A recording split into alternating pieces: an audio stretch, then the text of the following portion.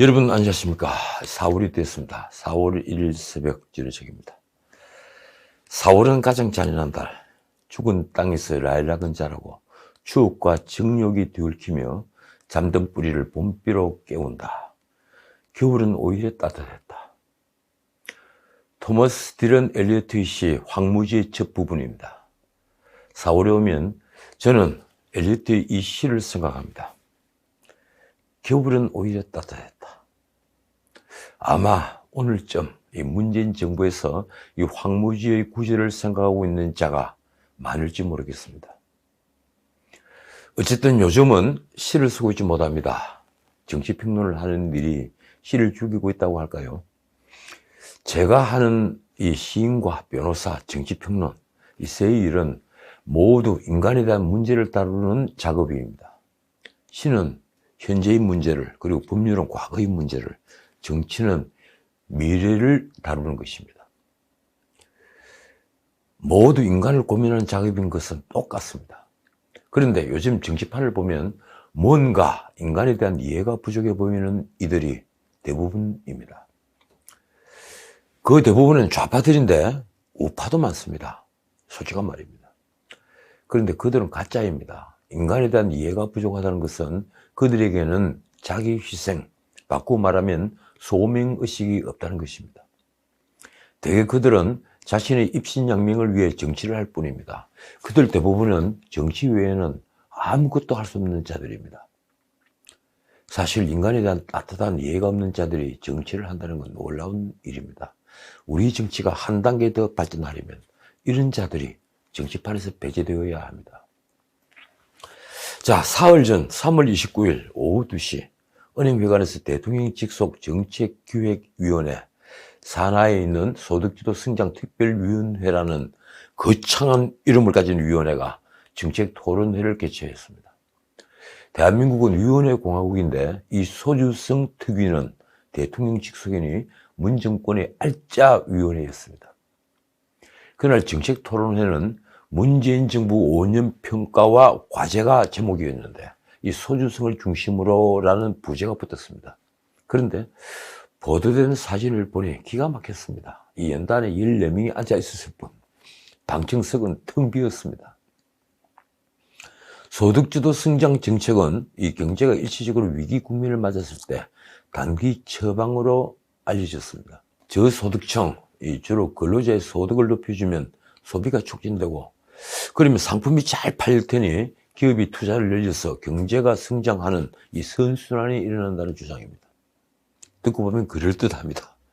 이걸 두고 정통 경제학자들은 마차가 말을 끈다는 엉터리 이론이라고 비판합니다. 그런데 문재인은 이 정책을 경제정책의 핵심 전략으로 삼았습니다. 역대 KDI 원장들이 반대해도 지난번에 KD 원장 자리를 끝내 꿰찬 이 홍장표 전 경제수석이 설계를 하고 장하성, 김상조 등 정책실장들이 동조하면서 문재인 정부 처음부터 소주성은 신성 불가침 정책이었습니다. 결국 최저임금의 급격한 인상을 밀어붙여 저소득층 일자리부터 풀타임 일자리 200만 개가 사라졌습니다. 대신 세금으로 240만 개 알바 일자리를 만든 것이 바로 이 소주성 정책입니다. 세금주도 성장이라고 할까요? 그런데 소비는 늘지 않고 양질의 일자리만 사라지면서 기업 이익과 투자도 감소하는 이 악순환과 함께 빈부격차는 더 확대되었습니다. 자영업자들이 가장 먼저 몰락하면서 중산층이 붕괴되었습니다. 이러니 성장률은 폭락해 재정으로 그걸 메꿨지만 결국 문 정권 5년 평균 성장률은 역대 최저인 2.3%에 지나지 않습니다. 잠재 성장률도 2% 수준으로 OECD에서 가장 낮습니다. 이쯤 되면 문 정권은 적어도 경제 문제에 있어서는 고개를 들지 못해야 합니다. 누가 했더라도 그거보다 나을 테니 말입니다. 문재인과 그 수하들은 이 소주성을 그런데 임기 끝까지 밀어붙였습니다. 왜 그들은 잘못된 정책을 바꾸려고 하지 않았을까요? 그들에게는 인간에 대한 이해가 없었기 때문입니다. 그런데도 그들은 반성조차 하지 않습니다. 그들이 이 토론회에서 한 말을 보면 기가 막힙니다. 정책기획위원회 이 위원장인 조 대입부터 두보이 씨를 빗대서 시절을 한탄했습니다. 이 윤석열 당선인이 당선한 이 시절을 한탄하는 겁니다. 경제사회노동위원장 문성인이 한 말은 더 충격적입니다. 경기 하강 국면과 코로나로 인한 경제위기로 과거 정부와 비교하기 어려운 경제 여건이었다. 사실 코로나가 문재인을 살렸는데 이 소주성 정책마저 살리고 있는 셈이 됐습니다. 그들은 이 텅 빈 토론회를 끝낸 뒤에 기념사진을 찍으며 소주성 파이팅을 외쳤다고 합니다. 이렇게 주먹을 쥐고 말입니다. 조선일보 사설은 소주성 파이팅이라니 탈운전 파이팅도 한번 외쳐보라고 질타했습니다. 자, 제가 지난 방송에서 말씀드렸지만 청와대는 3월 20일 문재인 정부 국민보고라는 이름의 온라인 백서를 공개했습니다. 지난 5년간의 폭정을 국정운영 성과라며 홍보를 한 것입니다. 국민소통수석 박수현은 소주성을 비판하는 사람들을 대놓고 공격하는 뻔뻔함 마저 보였습니다. 이렇습니다. 코로나 시대에도 의미 있는 성과를 거뒀다. 왜 실패했다고 낙인 찍는가?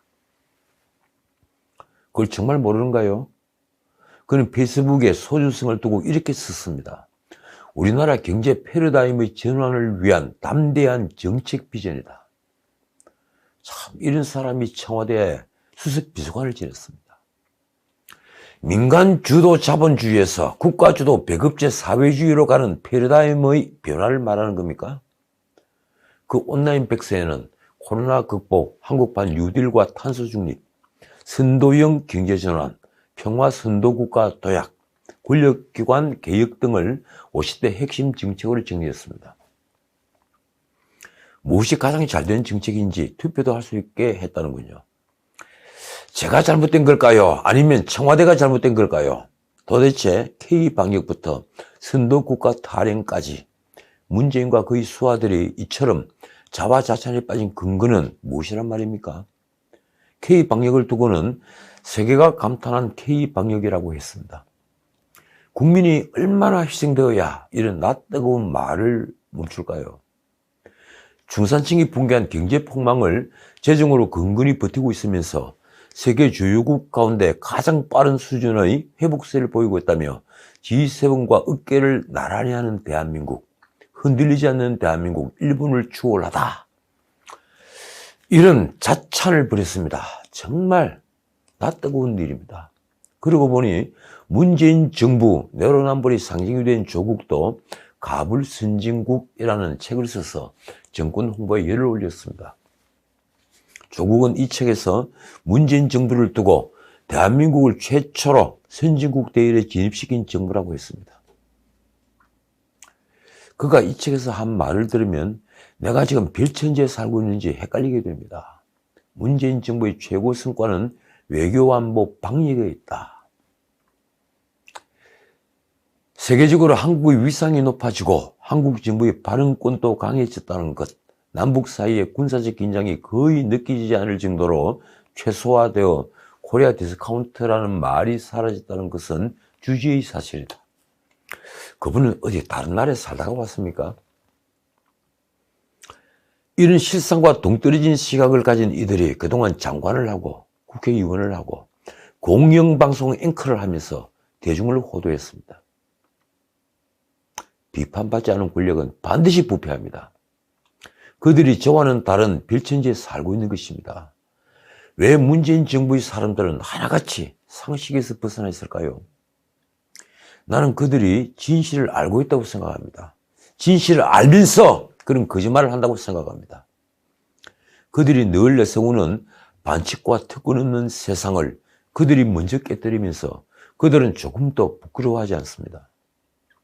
조국의 아들, 딸이 얻은 아버지가 근무하는 대학의 가짜 인턴십 증명서와 동양대 총장 표창장은 남의 기회를 빼앗는 도구였는데도 그저 흔한 표창장 정도의 인식이었습니다. 그러니 죄의식이 있을 리 없습니다. 지금 온 국민이 분노하는 김정숙의 사치도 그렇습니다. 이 논란이 확산되어 온 국민이 들끓자 청와대가 마지못해 내놓은 답은 이렇습니다. 대통령 배우자로서 의료구입 목적으로 특활비 등 국가 예산을 편성해 사용한 적이 없고 사비로 부담했다. 대통령 비서실이 특활비가 국방, 외교, 안보 등의 사유로 구체적으로 공개하기 어렵다는 것을 빌미로 무분별하게 사실과 다르게 확산하는 것은 유감스럽다. 이미 200벌 가까운 옷의 브랜드가 무엇인지 옷과 구두값을 500만 원 다발 현금으로 치렀다는 게 드러나는데도 옷값을 사비로 치렀다고 한 것입니다. 참고로 특수활동비는 현금 다발로 나옵니다. 심지어 명색이 국회의원까지 방송에 나와 김정숙이 스카프를 리폼해서 그리고 고쳐서 브라우스를 만들었다고 하는 데엔 그저 할 말을 잃을 뿐입니다. 드디어 표본 브로치는 10만원짜리 남대문 제품이라는 증언까지 나왔습니다. 근데 그걸 호랑이라고 하더군요.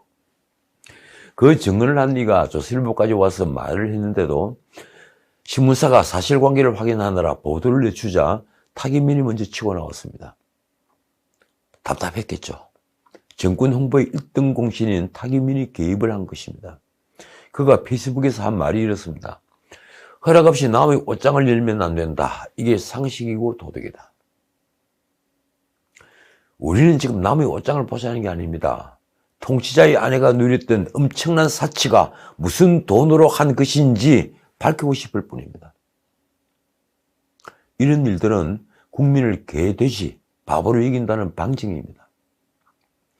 특수활동비 등 국가 예산을 사용한 적이 없고 사비로 부담했다. 그렇다면 왜 법원이 명하는 어진 비용을 밝히지 못하는 것입니까? 타기민의 말도 거짓인 게 이내 드러났습니다. 그는 30일 의류와 장신구는 5년간 일관되게 사비로, 즉 카드로 구매했다고 했습니다. 그런데 한복과 구두를 만든 장인들은 하나같이 봉투에 든 현금으로 받았다고 말했습니다. 예컨대 무형문화재 누비 장인에게서 한복 6벌을 구입할 때나 수제화 구두를 살 때나 매번 전액 현금으로 지급했다는 증언이 나온 것입니다. 김정숙의 한복 쇼핑에는 늘 유성화 비서관이 동행해서 봉투에 든 현금을 주었다고 합니다. 사비로 지출했다면 왜 굳이 현금을 찾아 비서관이 종이 봉투에 담아 전달했을까요? 카드를 주면 될 텐데 말입니다. 결국 청와대 특수활동비로 옷과 구두, 장신구 등 사치한 것이 아니냐며 시민단체가 국고 손실 등으로 고발을 하자 경찰이 수사에 착수했습니다. 서울청에 배당이 됐더군요. 그 수사가 제대로 이루어질지 모르겠지만 말입니다. 이런 일들은 권력이 투명하지 못하기 때문입니다. 예컨대 문재인의 양산 매곡동 집을 누가 26억에 샀을까? 지금 막 떠오르고 있는 의문입니다. 문재인이 취임 전에 살았던 양산 매곡동 집은 건물 약 100평과 그리고 주차장, 도로, 논 3필지 등으로 2009년 1월과 3월에 사들인 것인데 지난달 26억 여원에 이 직거래로 매각했습니다. 직거래입니다.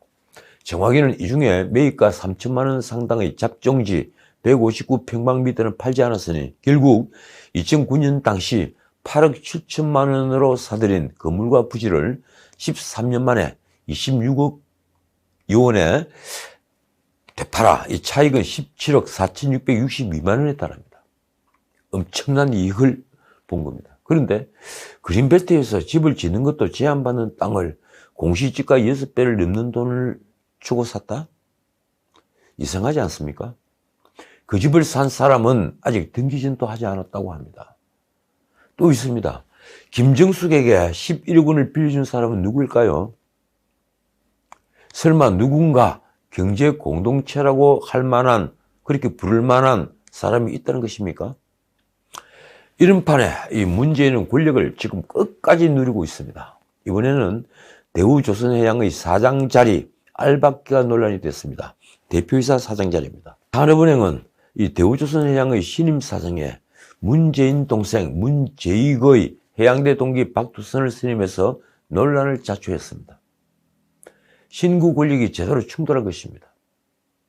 박두선은 2002년부터 근무한 사장, 부사장으로서는, 그러니까 대우조선에 쭉 근무한 수많은 사장, 부사장으로서는 유일한 해양대 출신인데 문정부대로 초고속 승진을 해왔습니다.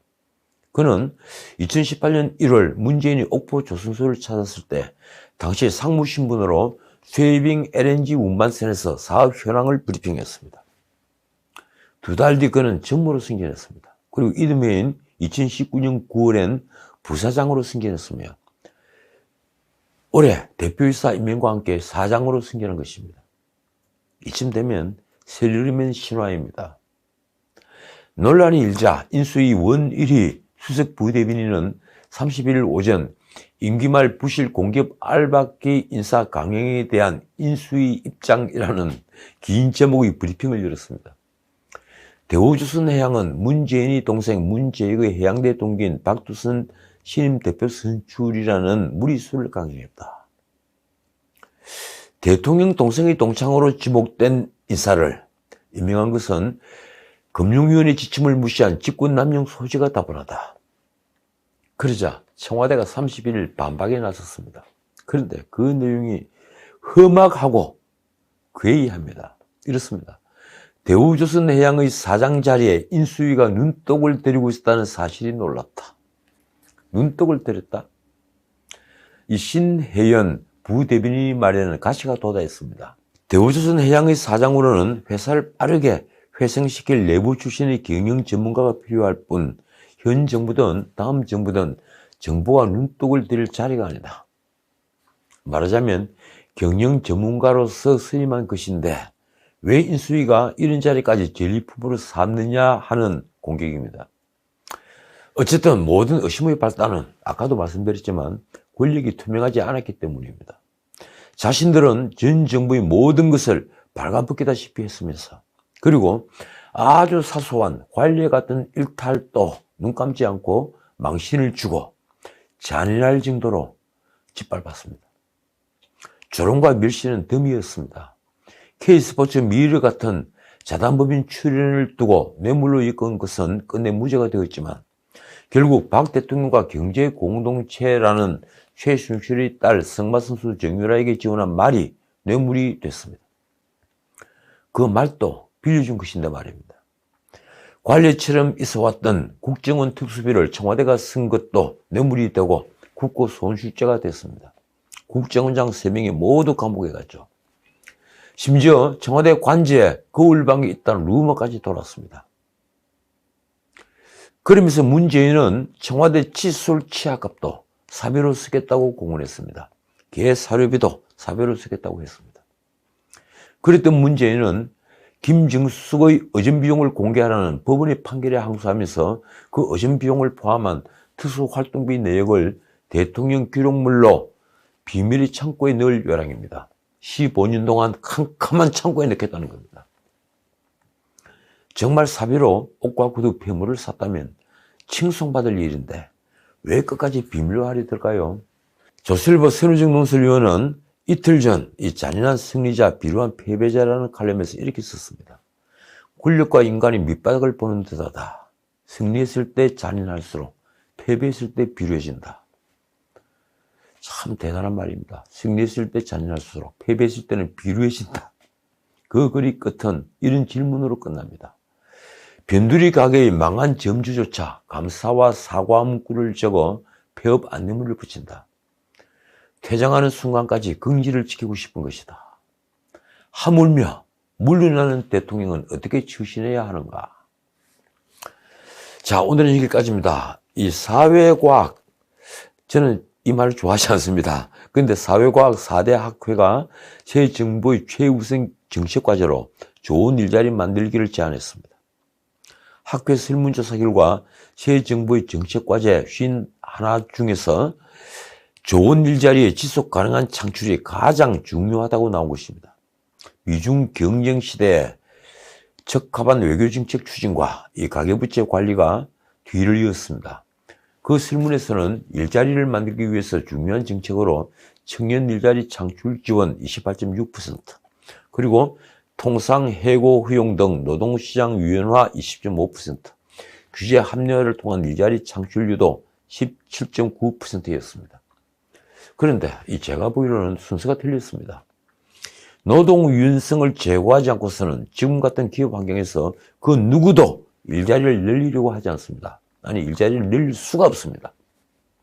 그러니 노동 친화적 투자는 기대할 수도 없습니다. 그렇다면 윤석열 당선인에게 지금 가장 시급한 것은 노동개혁입니다. 그 첫 단추는 노동 3법 개정입니다. 취임 첫 해 이 일을 하지 못한다면 윤석열 정부는 힘든 5년을 보내야 합니다. 지금까지 전은책이었습니다.